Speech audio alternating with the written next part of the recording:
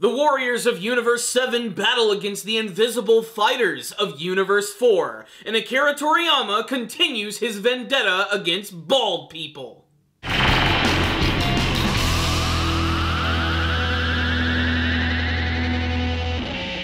This week's episode of Dragon Ball Super was absolutely bonkers. It was insane. The final three fighters from Universe 4 are just plain strange. Unlike anything that I've seen from the series, aside from the invisible fighter, something that we actually have seen in the series way back in the Fortune Teller Baba arc of the original Dragon Ball anime series. However, this one seems to have a much more powerful gimmick, and the fact that they're teamed up with two other fighters who are not just all muscle. They have some really unique techniques, and it made this episode a lot of fun.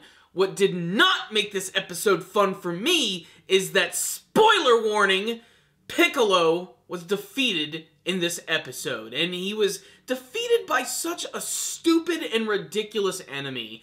You know, I'm a little biased in that I am a huge fan of Piccolo, but I just wanted so much more from his character. What I will say is, at least the last two episodes of the series gave us a lot of Piccolo action. We got to see him fighting a lot in this episode, in particular against the invisible fighter by the name of Gamasaurus, who is some sort of chameleon creature. We've never actually get a good look at him, but he is defeated in the tried and true way of taking out an invisible fighter by throwing some sort of element on him, whether that be water, dirt, or dust, and Gohan and Piccolo combine their abilities together with Gohan blasting the ground and then Piccolo getting in there and doing all of the dirty work. Like I said, during the scene we get a look at this thing, which kind of gives me like these vibes from the Predator. It's really awesome, but he looks like some sort of weird chameleon-like creature, and he is immediately defeated.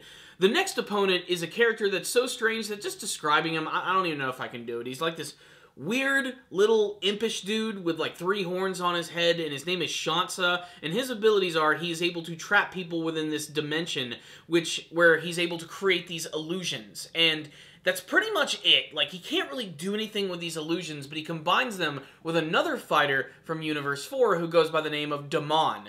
It's probably pronounced Damon because that's the way I hear it when they actually say his name, but the way it's spelled, to me, he's just Damon the Bug Boy. That's right, Damon is this tiny little warrior, a little bug man, if you will. He's so small that you can't actually see him, and he's actually hiding within the illusions and attacking all of these characters, and he actually manages to get the upper hand on them, and even when Shansa is defeated in a really quick and hilarious fashion, Piccolo stupidly hangs out at the edge of the frigging ring where the friggin' tiny little bug dude just comes over and knocks him off.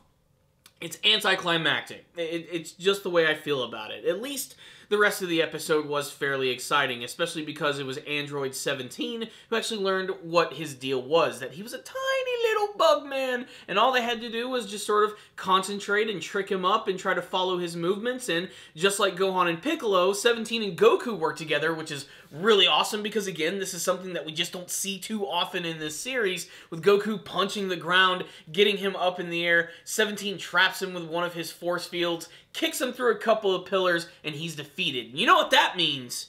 Universe 4 has been erased.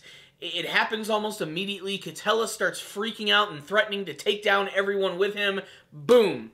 He's gone. And that leaves us with 3 universes. That is right. So we're going to see Universe 7 go up against the strongest Super Sentai warriors from Jiren's universe and a lot of friggin' robots. Honestly, I didn't see this coming. So what's the rundown on this week's episode of Dragon Ball Super? It sucks that Piccolo lost. Like, I'm really disappointed by that. It is really funny, though, that, like, all the characters that have lost are all bald. Does that mean that Frieza is next? And that brings me to another point.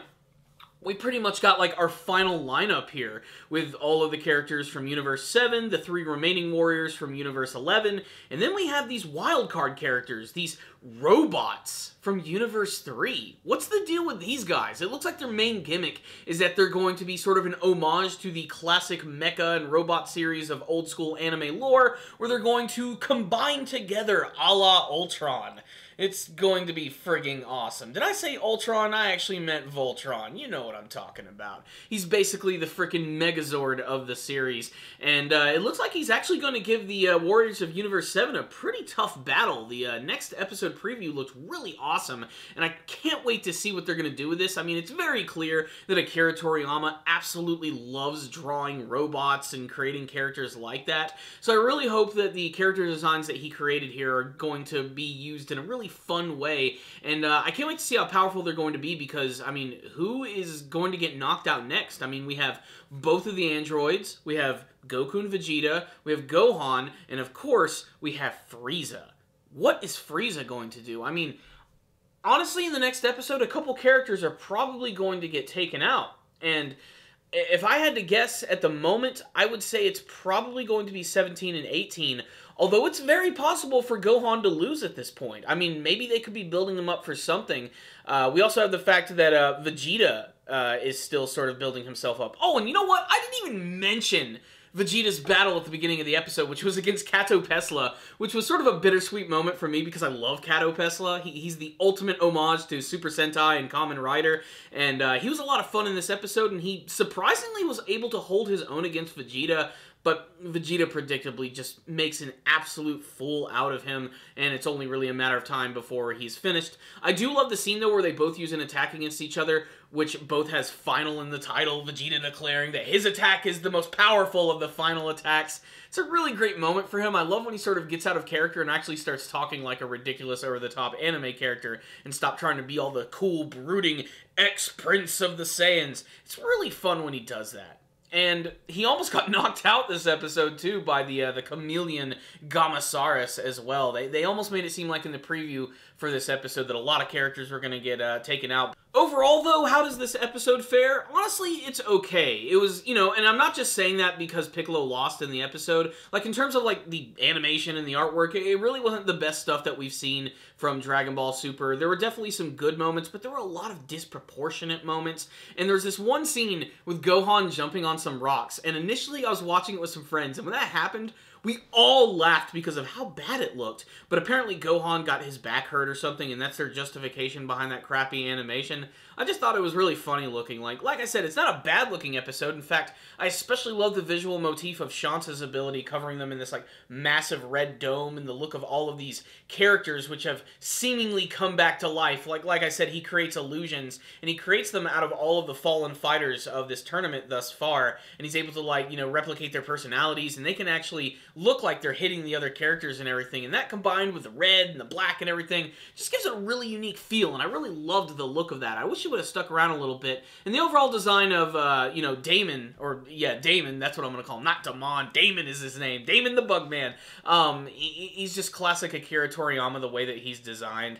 I do think it's funny that he doesn't have hands. He just has, like, nubs, like balls. He's like the Powerpuff Girls. It's weird. He's a really goofy little character, and he's definitely one that I'm going to remember for a long time. But really, we're about to get really to the end of this arc right here, where things are about to start getting really insane, and I really want to hear your predictions about what you think is going to happen, who's going to survive, who's going to be knocked out next. Are they going to follow the trend of bald fighters losing, and is Frieza going to die? What's going to happen, man? Tell me all your thoughts in the comments section below about what you hope to see from the future and what you thought about this episode. As for a score for this episode, I liked it, but like I said, as a fan, I'm angry that Piccolo lost, and that might play a little bit into my score, but just some parts of this episode just didn't look that good, and it was just such a ridiculous episode. I don't know. You can kind of take it or leave it, but as it is, I thought it was kind of an average episode of the series, so I am going to give it a 3 out of 5. That being said, a 3 out of 5 is not bad. It's a fun show to watch. Watch it, enjoy it, like it for what is there, move on to the next episode. That's just the way it is, guys. But still, there it is. That's my thoughts on the episode. Make sure to subscribe to the channel, like the video. I'll see you guys next time, and as always, stay damn down, baby.